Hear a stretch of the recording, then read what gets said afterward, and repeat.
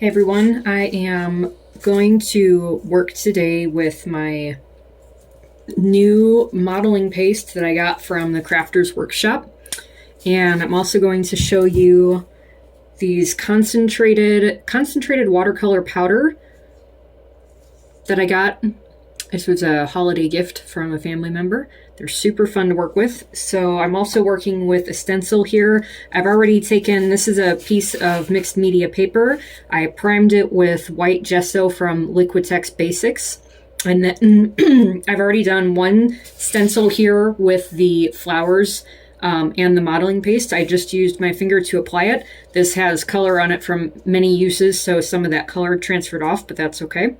So I'm gonna just take my modeling paste and scoop it up and rub it into place here.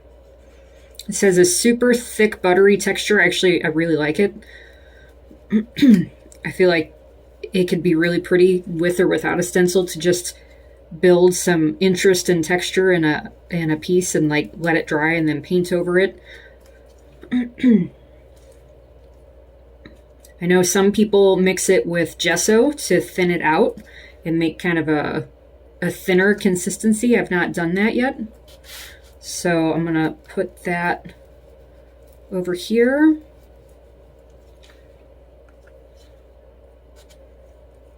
My gesso feels like it's already pretty much dry, which dried faster than I expected. The base coat that I did. This floral stencil is from Shawn Petit. You can look her up online. She has a lot of stencils, and I love all of them.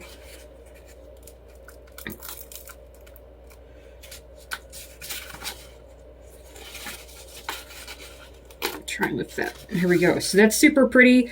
I love the way the flowers look. I have enough of this that I could probably take it and squish it down and get like some extra texture to rub off from the texture paste that's on the other part of the stencil.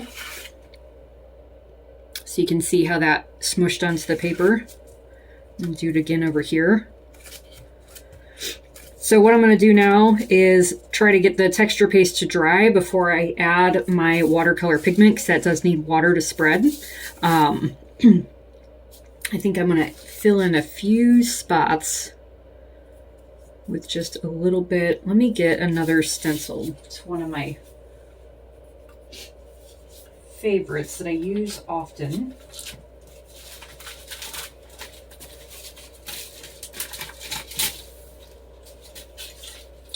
So this is another stencil from Shawn Petit that is a messy writing stencil. I don't know if this is technically a stencil or a mask. I get confused on which one's which, but if you shop for stencils, that's where you'll find it. But it's messy writing, and I absolutely love it.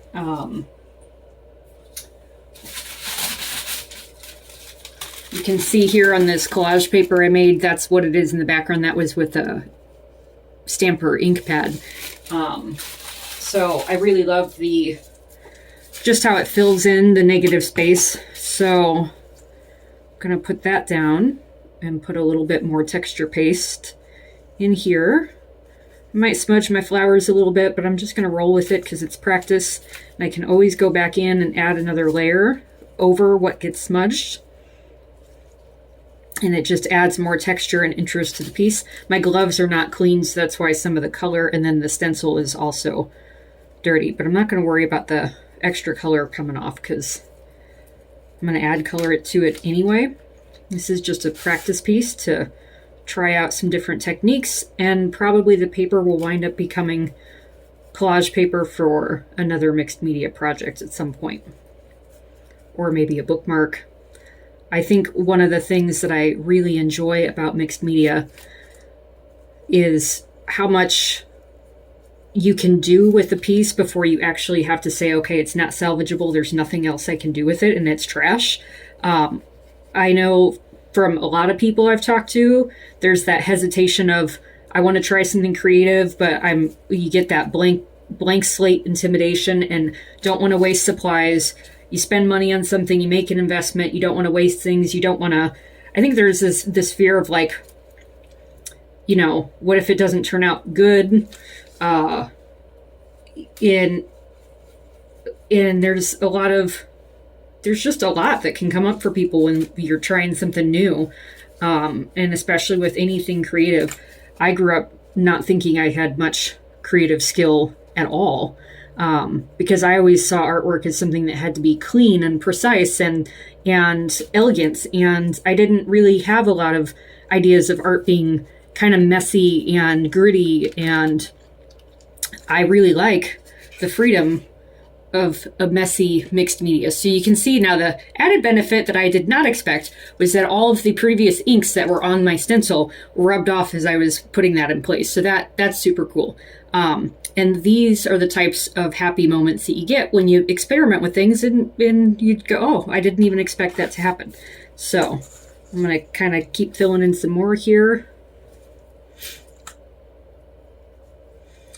But my point being is that, art can be very precise and very clean and very structured. It can be very messy. It can be very disorganized. It can be very busy. It can be soothing and calm. And mistakes are allowed. It doesn't have to start out. You're not going to start with you're not going to start with something that looks perfect. Maybe you will. I don't know. I can't say what anybody's going to start with. But it may look perfect to you because you finally tried something that maybe you've been interested to try for a long time, right? But there are not nearly as many rules to creativity that I once used to think there were. I also looked at a lot of projects that it's where you're copying something that someone else did. And I'm not very good at just copying what other people do and making it look exactly like theirs. I can take an idea and then kind of let it flow, and I create my own something from an idea. But so when, you're a kid in art class, and a lot of times you're trying to copy what the example is, and that always felt awkward for me because I never felt like I could make it look as pretty as what the example was. And I felt like that was the assignment, right? Was to, make it look like the example. So now, I watch a lot of YouTube videos on doing different stuff. And I've definitely found that I can take inspiration and ideas from someone and run with it, and then my own kind of ideas will show up as well. And it's a really fun process because I get to explore and I get an idea, which helps that, okay, I have this blank paper, now what do I do with it? And there's still definitely frustration at times where, I feel like it's not turning out or not coming together. And there are some really beautiful projects I've seen different YouTubers do that, yes, I want to try and make something that looks just like it because it's so pretty and I really enjoy it. And usually when that's the case, what I do doesn't go anywhere close to being like what they do. And then I get frustrated and I usually have to put it down and until I can come back and let it be something that I create with inspiration and not feel like I have to make it exactly the same. So there we go. Wow, look at that. That's so nice. So I might just kind of push that down, get a little bit of the paste off of there. Okay, so I'm going to let this dry for a minute and I'll be back, and then I'm going to show you these fantastic watercolor powders that are super fun. Okay, I am super pleased with how this looks already without even putting any color on it, but I am going to put some color on it because I love these watercolors. So it's called Color Burst Powder, and it was a kit that came with pretty much the primary colors, primary and secondary. Let's see if I can find a company. Just Color Burst. Yeah, I think that's it. And it is a powder, so you just squeeze it right out. It does stain on your fingers a lot, which is why I'm wearing gloves today. It comes off eventually, but it takes a little bit. So I've got yellow, orange, violet, phthalo green, alizarin crimson, and ultramarine blue. So super pretty colors. I'm gonna work a little violet on here. So I'm just gonna squeeze some of this. Oop, okay, more than some. That came out faster than I expected. I'm gonna tip it a little bit so it kind of covers. So that modeling paste leaves an ever so slightly raised texture, which is what I was going for with, I wanted that to be a little bit raised because my hope is that these powders, and once the water is applied, it will fill in and you get, it kind of highlights that texture. So I just have a little spray bottle with water in here and I'm gonna spray this. So that was technically, I think, the violet, but it looks more blue. So now I'm curious, which one did I do? Because I thought I grabbed, well, now you can see as it's blending out, it's turning more purple. So I'm gonna add a little bit more water so it'll really break up here, because I had way more powder come out than I expected. I do not yet know how the water is going to affect the modeling paste, if it's gonna make it move or not, if it's gonna loosen it, but you can see just how concentrated that color is, because it is super dark. But look at the vibrancy of that. And so what I'll take at times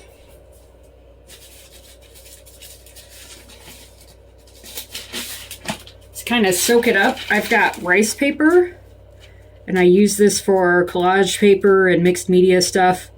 And so I'm just gonna pat that on there and pull some of that excess ink up. And then this will dry and it's gonna look so pretty. I have other pages where it's dried like that and it looks so nice. So now you can see, maybe there with the glare, you can see it's starting to fill in the flowers a little bit. So I'm gonna try the yellow down here. So the heavier amount of powder that comes out, you will get little like concentrated clumps of powder kind of staining, or, you know, saturated and staining, like you can see in the green. Let's see how close I gotta bring, like right here, that's like a big clump of powder. So that does happen at times where you might need to go in and loosen it up with a brush. And so I'm gonna grab my rice paper again. And I'm gonna soak that up a little bit more. Now, obviously I have a lot more liquid on here than what the rice paper is actually absorbing. So if I need to, I'm gonna get a towel in a minute. But now you can see how that's really filling in. So I'm gonna pull this up, there we go.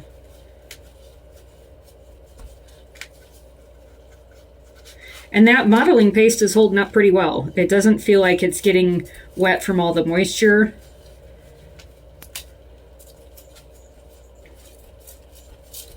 I'm just gonna kind of dab that around. Let's see, I'm gonna add a little crimson.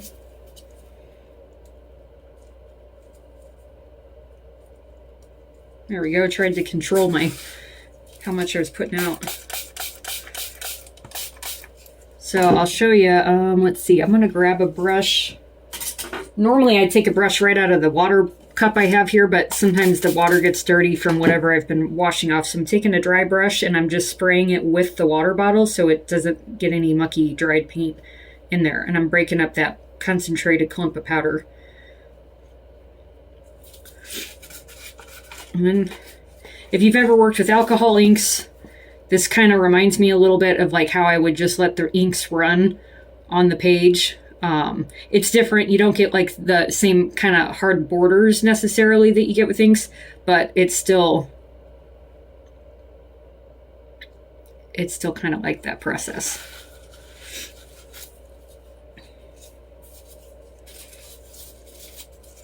Take a little extra, dab it up.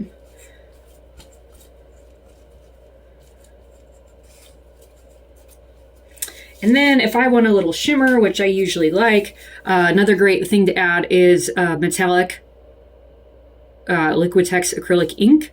So I just put a tiny little bit in there, and then once I dilute it with water, it'll kind of lightly flow and add some shimmer as well.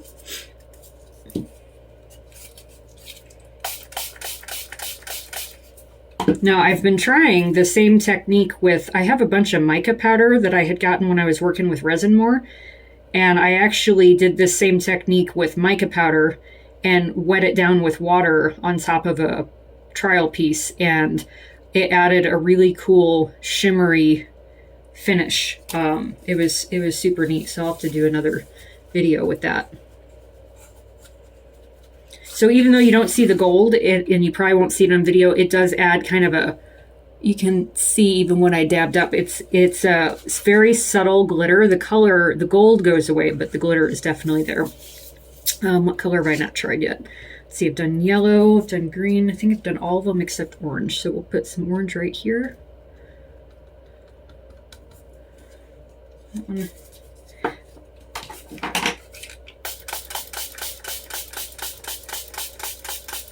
You can see the other colors, that the dried powder that was still, it's getting wet again. And so it's all just opening up.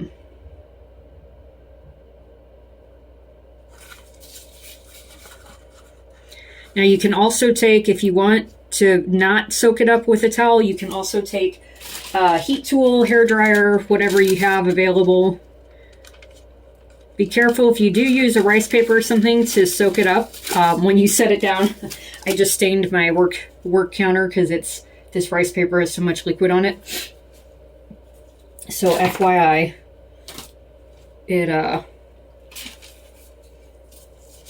it can leak through the rice paper. Luckily, it's okay that it gets stained. It's not a huge deal. And it is water-based, so it might wash off. So there you go. So you can see it up more and it'll spread, but it really filled in nice with the modeling paste.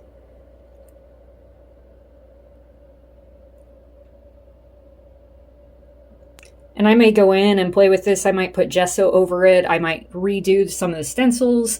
I may put different colors on it, or it may get, cut up into pieces and then layered into a mixed media piece. Not sure yet, but I absolutely love these concentrated watercolor color burst powders. They are really fun and very beautiful to work with. Thank you for watching.